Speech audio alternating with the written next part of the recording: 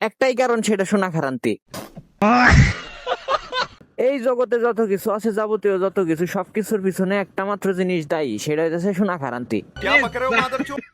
ঠিক আছে, এই জগতে ঘাত প্রতিঘাত সংঘাত যত কিছু আছে, সবকিছুর পিছনে সোনাখারান্তি। এই যে কাকা কান্দে করে ঘাস নিয়ে যাইতেছে, একটাই মাত্র কারণ, সোনাখারান্তি। এই সোনাখারান্তি যদি না থাকতো, তাইলে ওনার বউ থাকতো না, ওনার কামাই রোজগার করুন লাগতো না, কিচ্ছু করুন লাগতো না, নীল খাইতো আর হেঁটা গেলা ঘুমাইতো। এই যে দুইজন কন্ডম ক্রিয়েটর বড় ভাই খাড়াই রয়েছে, ঠিক আছে? বড় ভাই, কি অবস্থা কন্ডম ক্রিয়েশনের, সরি কন্টেন্ট ক্রিয়েশনের? না ভাই পারবেন, this is not Hamlet, this is helmet.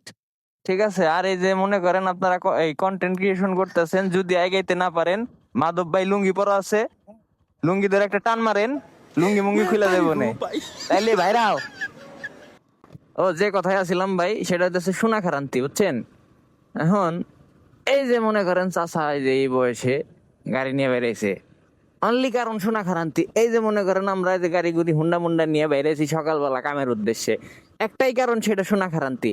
এই জগৎ সংসারে যত কিছু আছে, যাবতীয় সব কিছুর পিছনে একটা জিনিস দায়ী, ঘাত প্রতিঘাত সংঘাত।